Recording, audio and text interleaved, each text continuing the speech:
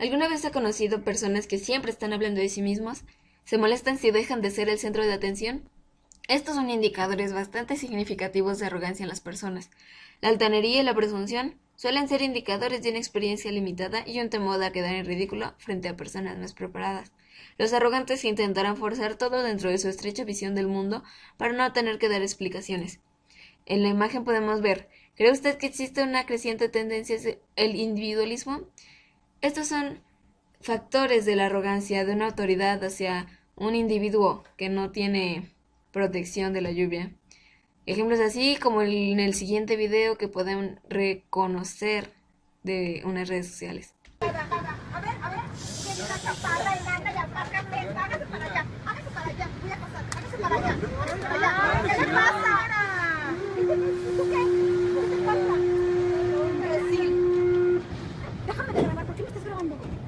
¿Quién te dio permiso de grabar? No estoy grabando. Dame eso, apágalo. ¿Por qué? Cálmese, ¿Por qué ¿por me qué estás le grabando? ¿Qué te pasa, imbécil? ¿Qué te pasa? Dámelo. Dámelo. Dámelo, imbécil. Dámelo. No seas pendejo, dámelo. ¿Por qué me grabas? ¿Por qué me grabas? Déjame de grabar. ¿Por qué me estás grabando?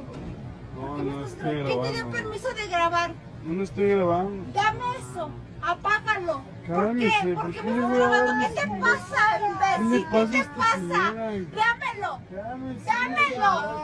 Dámelo, imbécil. Dámelo. No seas pendejo. Dámelo. ¿Por qué me grabas? ¿Por qué me grabas? En el video anterior podemos observar que la conducta de la señora no es la adecuada por el espacio reducido que hay, exigiendo más espacio solo por ser ella. Muchas veces las personas engreídas tienen una actitud que parece decir con toda seguridad, solo lo que yo hago está bien, pero es un simple mecanismo de defensa para que no se desbarate la falsa imagen que tienen de ellas mismas.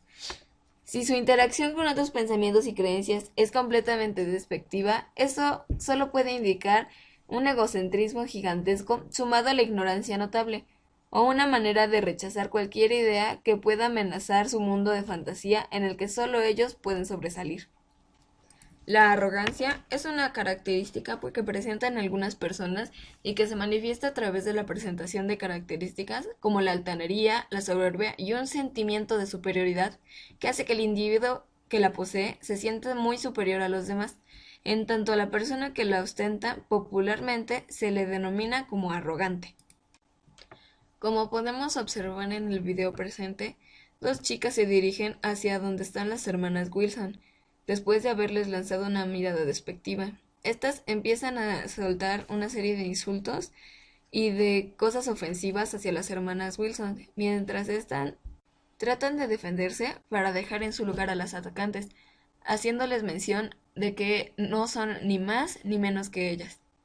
Si bien generalmente uno puede identificar al arrogante a través de sus palabras, también es posible que el arrogante no se manifieste preeminentemente a través de lo que dice, sino más a través de sus actos.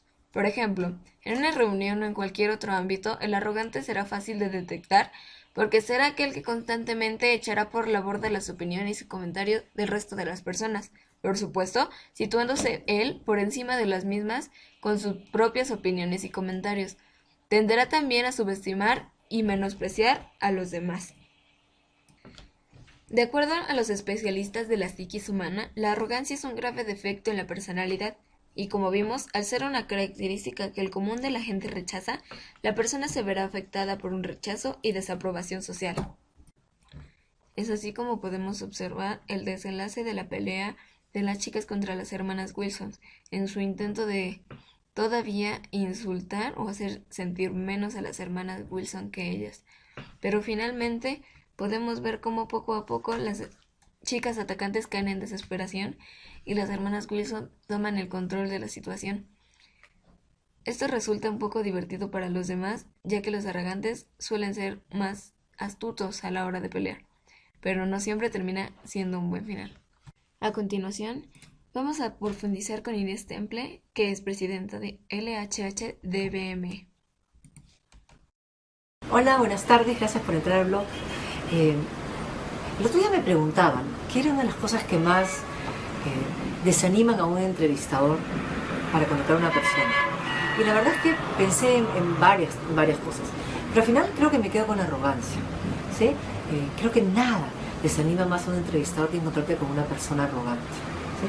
Alguien que probablemente equivocada, de manera equivocada, en un afán de hablar bien de sí mismo, de presentar bien sus fortalezas, sus logros, sus resultados, el valor que ha agregado, termina adoptando una pose de autosuficiencia, o una pose de sobrado, que hace que la persona cause una muy mala impresión, ¿sí?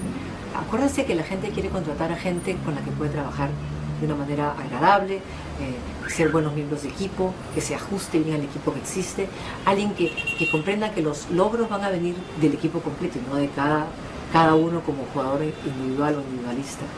El arrogante es alguien que habla en primera persona, ¿sí? Te cuenta las grandes cosas que hicieron en su empresa como si las hubiera hecho él solo o ella sola, ¿sí? El arrogante es alguien que no reconoce el esfuerzo del equipo. El arrogante es alguien que se siente pagado de sí mismo y que lo ves en su tono, lo ves en sus ojos, el que está sintiéndose muy por encima de los demás, ¿sí? Claro que hay que ser seguro de sí mismo, claro que hay que poner el valor justo en lo que uno ha aportado, ha hecho por una organización o por un equipo.